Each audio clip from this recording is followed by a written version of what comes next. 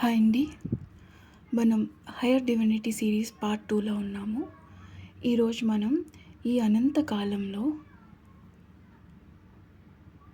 ఈ ప్రస్తుత క్షణం యొక్క ప్రాముఖ్యత ఏంటి అన్నది తెలుసుకుందాం. అంటే in the light of all eternity what is this moment worth? So దీంట్లో మనకి ఏంటంటే మన యొక్క సెల్ఫ్ మాస్టరీ, మన స్పిరిచువల్ గ్రోత్ అండ్ మన ఏదైతే రియాలిటీ మేనిఫెస్ట్ చేసుకుంటున్నాం అని అనుకుంటున్నామో అది.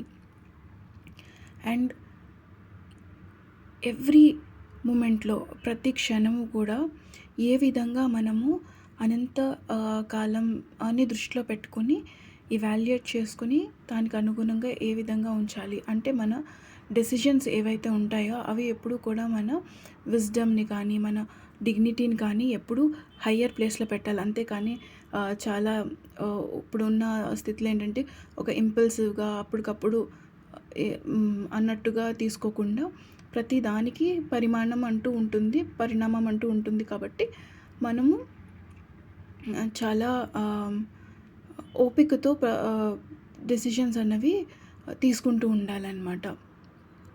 సో ఈ స్పీకర్ ఏం చెప్తున్నారు అని అంటే ఇక్కడ ఆయన ఒక ఎగ్జాంపుల్ కింద ఆయన కూతురు గురించే చెప్తున్నారు.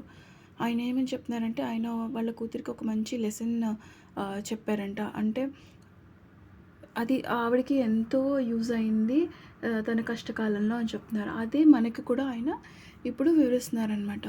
ఆయన ఏం చెప్తున్నారంటే మనకి డిఫికల్ట్ సిచ్యువేషన్స్ ఏవైతే ఉంటాయో అప్పుడు మనం చాలా ఎమోషనల్ అయిపోయి మన అంటే మన పాస్ట్ ఎక్స్పీరియన్సెస్ ఉంటాయి కదా, వాటి నుంచి ఇప్పుడు ఎవరైనా ఒక వ్యక్తి వచ్చి మనల్ని ఏమన్నా అన్నారనుకోండి, అప్పుడు ఆ క్షణం ఏమైపోతుందంటే ఆ క్షణం నుంచి మనం దూరంగా జరిగిపోయి పాస్ట్లో ఇలా జరిగింది, వీడు ఫస్ట్ నుంచి ఇంతే అంటే ముందు గతంలో ఏవైతే జరిగినాయో అవన్నీ మనం గుర్తు చేస్తూ ఉంటాయి. అవన్నీ మనల్ని ఎమోషనల్ చేసేస్తూ ఉంటాయి, లేకపోతే కోపం తెప్పించేస్తూ ఉంటాయి. అలా కాకుండా మనము ఇలాంటి రియాక్షన్స్ అన్నీ ఏమవుతాయంటే అంటే ఒక డిఫికల్ట్ సిచ్యువేషన్లో ఉన్నప్పుడు మనం ఏ విధంగా అయితే రియాక్ట్ అవుతాము, ఏ విధంగా మన పాస్ట్ ఎక్స్పీరియన్సెస్ని పట్టుకొచ్చేస్తామో, మన పర్సనల్ బయాసెస్ ఉంటాయి కదా, అలాంటి వాటిని అన్నింటిని పట్టుకొచ్చేసి దాన్ని భూతద్దంలో పెట్టి చూస్తూ ఉంటాము అన్నది మన గ్రోత్ కన్నా ఎక్కువ మన రెసిస్టెన్స్ ఆఫెన్ లీడ్స్ రెసిస్టెన్స్. అంటే ఎప్పుడు మనల్ని వెనక్కి లాగేస్తూ ఉంటుందన్నమాట. అంటే మనం గ్రో అవ్వడానికి ఎవరు అడ్డుపడుతున్నారు ఇక్కడ అంటే మనమే అడ్డుపడుతూ ఉంటున్నాము. సో అలాంటి సిచ్యువేషన్లో మరి ఏం చేయాలి? అసలు ఈ మూమెంట్ మనకి తెలుసు, మన లైఫ్ జర్నీ అనేది ఇక్కడితో ఈ బాడీతో ఎండ్ అయ్యేది కాదు. ఇంతకుముందు ఎన్నో బాడీస్ తీసుకుని ఉన్నాము, ఆ తర్వాత కూడా ఇంకెన్నో బాడీస్ తీసుకుంటాం. ఇది ఒక ఎటర్నిటీ అంటే ఒక అనంత కాలం లేకపోతే ఇంకా ఎప్పుడూ కూడా అది ఉంటూనే ఉంటుంది. అంటే ఇది శాశ్వతం అన్నమాట, లేకపోతే ఒక నిత్యతతో ఎప్పుడు ఉంటుంది. ఇది ఇక్కడితో అయిపోయేదైతే కానే కాదు. మరి ఇంత లాంగ్ జర్నీలో ఈ నిమిషం యొక్క ప్రాముఖ్యత ఏంటి? ఈ క్వశ్చన్ని ఎందుకు అడగాలి అంటే మనకి ట్రబుల్ అండ్ టైమ్స్ వచ్చినప్పుడు in the light of all eternity what is this moment worth to me? ఈ అనంత కాలంలో నాకు ఈ నిమిషం యొక్క ప్రాముఖ్యత ఏంటి అన్నది మనం ప్రశ్నించుకోవాలి. ఎందుకు ప్రశ్నించుకోవాలంటే అది మనం ఉండే మనల్ని ఈ క్వశ్చన్ ఏదైతే ఉందో మన పర్స్పెక్టివ్, మన దృష్టికోణాన్ని ఏదైతే ఉందో దాన్ని మార్చివేస్తుంది అనమాట. మనకేంటి టెంపరరీ స్ట్రగుల్స్, అప్పటికప్పుడు వచ్చే కష్టాలు నుంచి ఒక పెద్ద పిక్చర్ వైపుకి మనల్ని డైవర్ట్ చేస్తుంది. అంటే ఇప్పుడు ఆ నిమిషం మనం కోపం తెచ్చేసుకున్నామంటే అంటే అర్థం ఏంటి? ఆ నిమిషానికి మనము ఆ నిమిషంలో ఉన్న సుఖాన్ని ఎతికేసుకుంటున్నాం. కానీ నిజంగా చెప్పాలి అని అంటే మనం ఇప్పుడు తీసుకున్న ప్రతి యాక్ట్ కూడా మనకి ఫ్యూచర్కి కూడా ఎఫెక్ట్ కొడుతుంది కదా. సో అందుకనేసి మనము ఏదైనా టఫ్ సిచ్యువేషన్ వచ్చిందంటే మనం ప్రశ్నించుకోవాలి, ఈ మూమెంట్ యొక్క ప్రాముఖ్యత ఏంటి అని ప్రశ్నించుకున్నప్పుడు ఏంటంటే మనకి చిన్న చిన్న గెయిన్స్ ఏవైతే ఉన్నాయో, ఈ చిన్న చిన్న ఆనందాలు లేకపోతే ఆ టెంపరరీగా మనల్ని సాటిస్ఫై చేసే ఆ ఈగోస్ ఏవైతే ఉన్నాయో వాటిల నుంచి మన ఫోకస్ ఎక్కడికి షిఫ్ట్ అయిపోతుంది? మన స్పిరిచువాలిటీకి, మన గ్రోత్‌కి, మన బిగ్గర్ పిక్చర్‌కి, మన బాడీ లెవెల్ నుంచి మన సోల్ లెవెల్‌కి వెళ్ళిపోతుందనమాట. సో, మనం అది క్షణికావేశంలో కింద కాకుండా ఎప్పుడూ కూడా మన యాక్షన్స్ ఏవైతే ఉన్నాయో, మనం అవన్నీ కూడా ఒక పెద్ద ఆహ్, ఏదో ఒక పెద్ద విశేషం ఉంది. దానికోసం నేను యూజ్ చేయాలి అని అనుకోవాలనమాట. అండ్ ఎవ్రీ డెసిషన్ ఏదైతే ఉందో అది షార్ట్ టర్మ్ గ్రాటిఫికేషన్ కింద కాకుండా అంటే ఆ నిమిషానికి ఏదో సర్ది పెట్టేసుకోకుండా మనం పెద్ద పిక్చర్ ఏదైతే ఉంటుందో ఒక గొప్ప దారి లేకపోతే ఒక గొప్ప ఆహ్, ఏమంటారు? ఒక గొప్ప ప్రాజెక్ట్ అని అనుకోండి మీ లైఫ్‌లో. దానికి ఏ విధంగా అయితే మనం ఎంత ట్రూత్‌ఫుల్‌గా, ఎంత నమ్మకంగా, ఎంత సత్యంగా ఉంటామో అండ్ ఎంత నైతికత కథతో ఉంటామో అది మన ట్రూ సెల్ఫ్ అనమాట. సో, అప్పటికప్పుడు చిన్న చిన్న హ్యాపీనెస్, చిన్న కంఫర్ట్ కోసమే చూసుకోకుండా ఎప్పుడూ ఏదైతే మన సోల్ పర్పస్ ఉందో దానికోసం మనం దృష్టి పెడుతూ ఉండాలనమాట. అండ్ ఈ మన స్పీకర్ ఎవరైతే ఉన్నారో, మన డివైన్ ఫ్రెండ్ ఎవరైతే ఉన్నారో ఆయన ఏం చెప్తున్నారంటే ఎప్పుడూ కూడా తను ఆ గొప్ప దానికి మనము చూడాలి. ప్రతి పనిలోనూ మనం దాన్ని దృష్టిలో పెట్టుకుని మాత్రమే మనము మన మాట కానీ, మన చేత కానీ ఉండాలి అనేసి ఆయన చెప్తున్నారనమాట. ఎప్పుడు కూడా అనంతకాలం యొక్క ఆ దృష్టి కోణం నుంచి మనం ఆలోచించాలి ప్రతిదీ అనేసి. సో, మనము ఒక చాయిస్ ఏదన్నా కూడా ఒక డిఫికల్ట్ మూమెంట్‌లో తీసుకున్నా, ఒక ప్రెజెంట్ మూమెంట్‌లో అంటే మన తీసుకునే నిర్ణయం ఏదైతే ఉందో అది చాలా క్లిష్టమైనదైనా ఈ క్షణానికి, అది ఒకవేళ ఒక నైతికతతో మనం చేస్తే కనుక అది చాలా శాంతిని అండ్ ఒక సాటిస్ఫాక్షన్‌ని తీసుకొస్తుందనమాట మనకి. అనాది కాలంలో అంటే లాంగ్ రన్‌లో తీసుకొస్తుంది. అండ్ ఈయన ఈ మార్గాన్ని ఏంటంటే ఆయన కూతురికి చెప్పారు. అండ్ ఆయన మనకేం చెప్తున్నారంటే మీరు కూడా మీ పర్స్పెక్టివ్ ఏదైతే ఉందో, మీ దృష్టికోణం ఏదైతే ఉందో దాన్ని మీ సొంత జీవితం కోసం అడాప్ట్ చేసుకోండి. మీరు ఏదైనా చర్య తీసుకునే ముందు, ఏదైనా ఆలోచన చేసే ముందు కూడా మిమ్మల్ని మీరు ఎవాల్యుయేట్ చేసుకోండి. ఏ విధంగా అంటే మీ డెసిషన్స్ ఏవైతే ఉన్నాయో అవి మీ హయ్యర్ సెల్ఫ్ తోటి అనుసంధానం అవుతున్నాయా లేదా? లేదా మీ లాంగ్ టర్మ్ గ్రోత్ ఏదైతే ఉందో దానికి అనుసంధానం అవుతున్నాయా లేదా అనేసి. అంటే షార్ట్ టర్మ్ గ్రోత్ కాకుండా మనకి లాంగ్ టర్మ్‌లో ఆలోచించాలన్నమాట మనమే ఎప్పుడూ కూడా. అంతే కదా! ఇప్పుడు ఒక ఇన్వెస్ట్‌మెంట్ పెడతామనుకోండి, నిమిషానికి అది ఏమవుతుందన్న చూడం కదా! ఒక దీర్ఘ కాల స్థితి కోసం మనం చూస్తూ ఉంటాము. ఒక లాంగ్ టర్మ్ గ్రోత్ ఏదైతే ఉందో దానికోసం మనం చూస్తూ ఉంటాము. సో, మనం తీసుకునే ప్రతి యాక్షన్ కూడా అలాగే తీసుకోవాలి అని చెప్తున్నారనమాట. ఎప్పుడూ కూడా మన మన అడుగులు ఎప్పుడు లైట్ వైపుకు వెళ్ళాలి. అండ్ అంతేకాని బాడీలో ఓపికి ఉండిపోకూడదు అనేసి. అండ్ ఓ విధంగా చెప్పాలి అంటే ఈ ప్రాసెస్ ఏదైతే ఉందో అది ట్రూ మాస్టరీ అనమాట. అసలు ట్రూ మాస్టర్ అనేవాళ్ళు ఎవరు?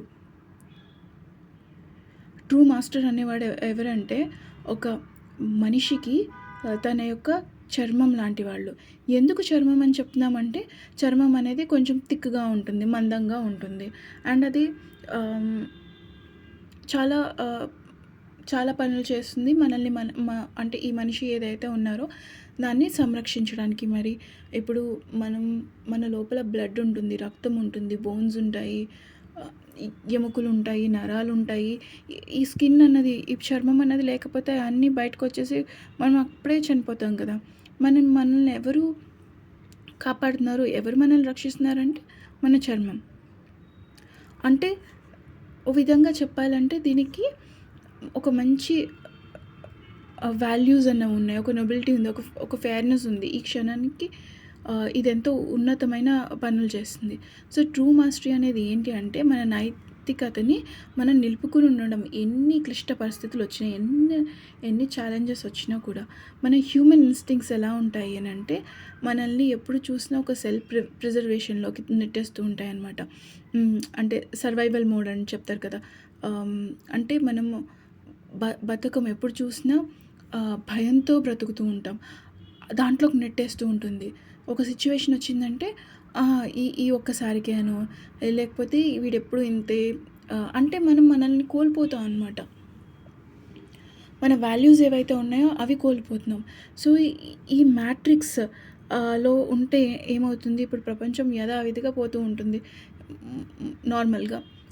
కానీ ఎవరికీ ఎంతమందికి వాళ్ళు దైవాలనేసి, వాళ్ళ పాత్ వేరు, వాళ్ళు చిన్న పర్పస్ వేరు, వాళ్ళు మనిషి జన్మ ఎత్తిందే ఇంకో ఒక మళ్ళీ వాళ్ళని వాళ్ళు తెలుసుకోవడానికి, డివైనిటీ ఏదైతే ఉందో దాన్ని తెలుసుకోవడానికి. కానీ ఎంతమందికి ఎరుకలో ఉంటున్నారు. సో, అందరూ అలా పోతూ ఉంటున్నారు.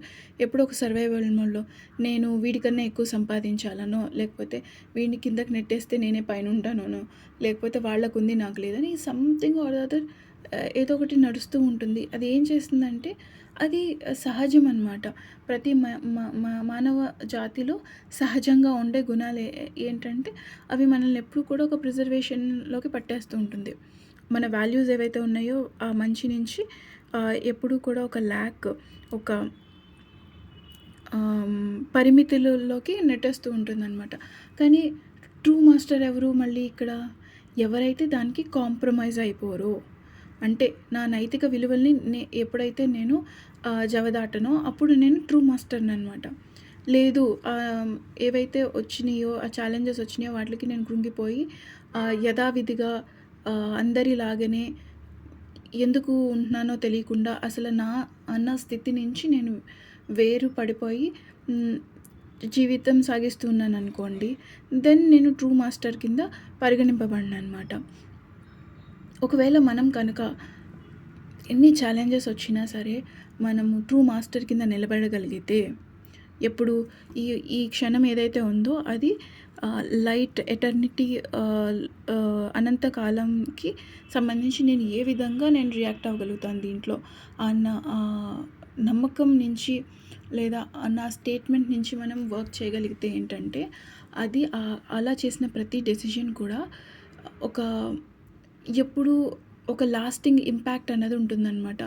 అది ఎప్పటికీ అలా ఉంటూ ఉంటుంది. మనకి ఎంతో మేలు తీసుకొస్తూ ఉంటుంది. అండ్ ప్రతి చిన్న చిన్న నిర్ణయాలు కూడా మనకి అనుకోని గమ్యాన్ని మరియు ఒక ఆధ్యాత్మిక వృద్ధిని తీర్చిదిద్దుతాయన్నమాట. సో, మనం తీసుకునే ప్రతి డెసిషన్ ఏమవుతుందంటే మనకి శాశ్వతమైన ప్రభావాన్ని కలిగిస్తుంది. ఇప్పటికిప్పుడు ఏదో సర్ది పెట్టేసాం అన్నట్టు కాకుండా పర్మనెంట్ సొల్యూషన్ అన్నట్టు దొరుకుతుందన్నమాట మనకి. అండ్ మనము ఆయన మనకి ఇదే చెప్పాలని అనుకుంటున్నారనమాట. ఇప్పుడు మనం ఉన్నామనుకోండి, మనమే మాత్రమే యూనిక్ కాదు కదా! మన ముందు ఎంతోమంది పుట్టారు, ఎంతమంది పోయారు. అండ్ మన తర్వాత కూడా బోలెడంతమంది ఉంటారు. అండ్ ఓ విధంగా చెప్పాలంటే మన బ్రదర్స్ అండ్ సిస్టర్స్, అంటే మన అన్న తమ్ముళ్ళు, అక్క చెల్లెళ్ళు ఎవరైతే మనకన్నా ముందు దీన్ని పాస్ ఆన్ అయ్యి వెళ్ళిపోయారో వాళ్ళందరూ కూడా ఇవి అన్నిటిని కూడా వాళ్ళు అధిగమించారు. వీటిని ఫేస్ చేశారు, వాటిని అధిగమించారు. అంటే ఈ ఈ కష్టాలు అన్నవి ఏవైతే ఉన్నాయో అవి జనానికి ఏమీ కొత్త కాదనమాట. చాలామంది దాన్ని క్రాస్ అయ్యారు. ప్రతి ఒక్కళ్ళు దాన్ని అలాంటి ఛాలెంజెస్‌లో నుంచే వెళ్ళారు. కొంతమంది నెగ్గుకు రాగలిగారు. కొంతమంది ఓడిపోయిండుంటారు. Whatever it is. కాకపోతే ప్రతి ఒక్క జర్నీ అంటే మనమేమి యూనిక్ కాదు. కానీ మన జర్నీ ఏదైతే ఉందో అది యూనిక్ అనమాట. అంటే యూనిక్ అంటే ప్రత్యేకంగా అని అనుకోవచ్చు దాన్ని. అంటే ఇప్పుడు ప్రతి ఒక్కళ్ళు మనం పుట్టినట్టే వాళ్ళు కూడా పుట్టారు కదా! వాళ్ళు కూడా ఆత్మలే, మనము ఆత్మలమే.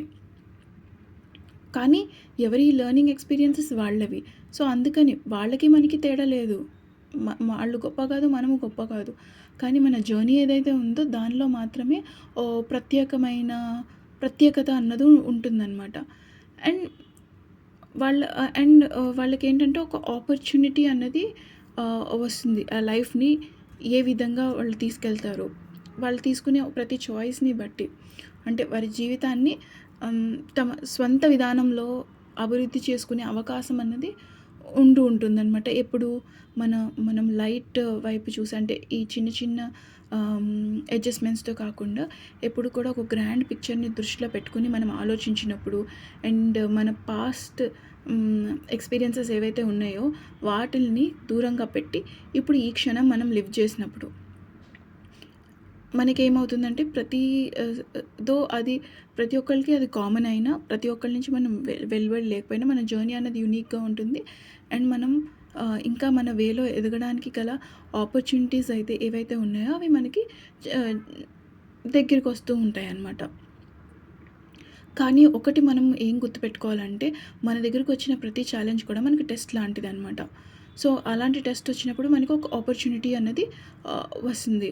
అంటే ఒక సొంత విధానం అండ్ దాంట్లో నుంచి నాలెడ్జ్ ఏదైతే ఉందో అందులో నుంచి వచ్చే నాలెడ్జ్ ఏంటంటే మనకి ఎల్లప్పుడూ మన బాడీలో ఉంటుందన్నమాట. మనం మనం మన నుంచి అది విడిపోదు. ఎందుకంటే అది ఆల్రెడీ మనలోనే ఉంటుంది. ఇప్పుడు మనం ఎంత అవేర్‌గా ఉంటే అంత ఇదిగా మనకి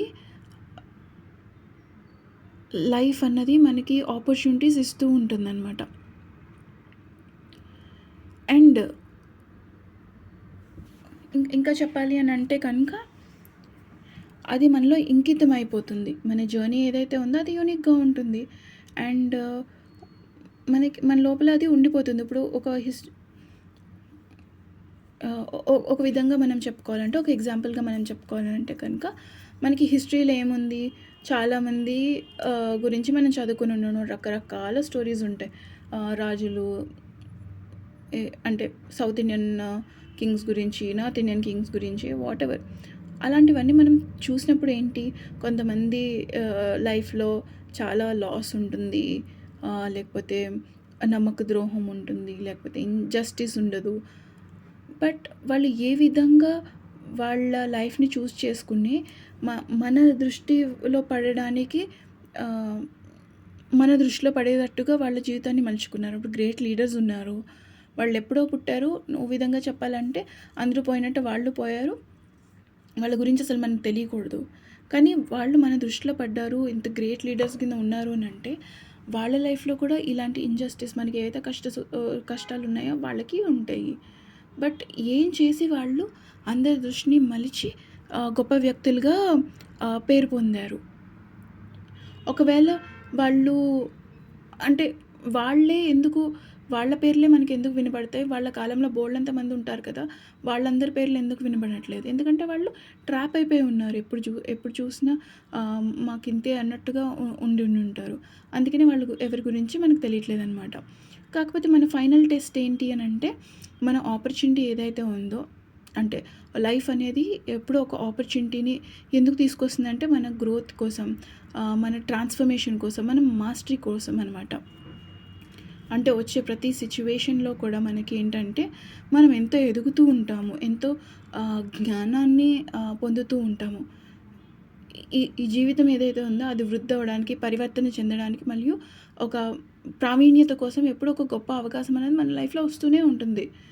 అండ్ ఏవైతే పరిమితులు ఉన్నాయో వాటిని అధిగమించి జ్ఞానం ఆ పరిమితులను అధిగమించే జ్ఞానం ఏదైతే ఉందో, ఆ నాలెడ్జ్ ఏదైతే ఉందో అది ఆల్రెడీ మనలోనే ఉందనమాట.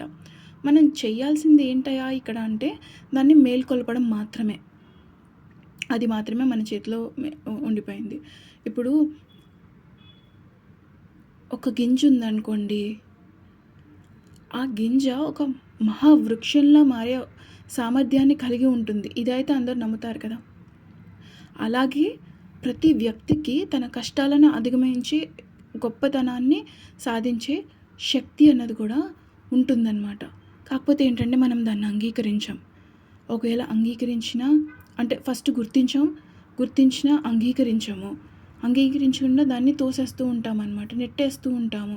ఎందుకంటే అది ఎలా చేయాలి? అది ఏ విధంగా సాధ్యపడుతుందన్నది మనకి అవగాహనలోకి ఇంకా రాలేదు కాబట్టి మనం ఏం చేస్తూ ఉంటామంటే, ఆహా! నువ్వు కరెక్ట్ కాదు.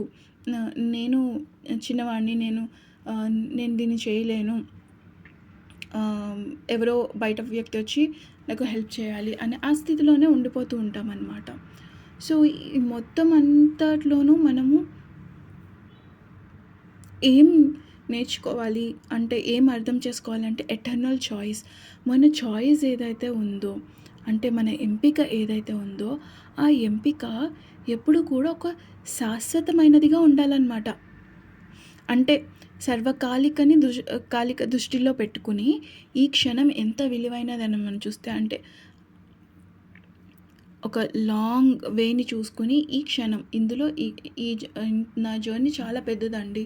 అందులో ఈ క్షణం నాకెంత విలువైంది అన్నది తీసుకుంటే ప్రతిసారి మనం స్పందించే ముందు ఒక క్షణం ఆగి ఆలోచించినప్పుడు ఈ నిర్ణయం ఏదైతే ఉందో నా జీవితంలోని మహత్తర దృశ్యంలో ఎంత ప్రాముఖ్యత కలిగి ఉంటుంది. మహోన్నతమైన పనులు చేయడానికి ఇది ఎంతగా నాకు సహకరిస్తుంది. ఇది ఏ విధంగా నన్ను అక్కడికి తీసుకెళ్తుంది. ఇది నాలో జ్ఞానాన్ని, శాంతిని, వృద్ధిని తీసుకొని రాగలుగుతుందా అన్నది మనం చూసుకోవాలి. అండ్ ఒక ట్రూ మాస్టరీ అంటే ఒక సత్యమైన ప్రావీణ్యత ఏదైతే ఉందో ఎప్పుడూ కూడా అది ఒక అవేర్‌నెస్ తోటి, ఒక అవగాహనతోటి మనం లివ్ చేస్తూ, ఒక ఇంటిగ్రిటీ, ఒక ప్రామాణికతని, ఒక ముఖ్యమైన అంశాలపైన మాత్రమే దృష్టి చూస్తూ ఉన్నామనుకోండి. అంటే ఈరోజు కాకపోయినా, అంటే ఈరోజు కోసం కాకుండా, మన శాశ్వతత్వం వైపు కోసం మాత్రమే మన ఆలోచనలనేవి ఎప్పుడూ నిర్దేశించబడి ఉండాలనమాట. ఈ కాన్సెప్టే మనకి థింక్ బిగ్ అనే దాంట్లో కూడా మనకి దొరుకుతుంది.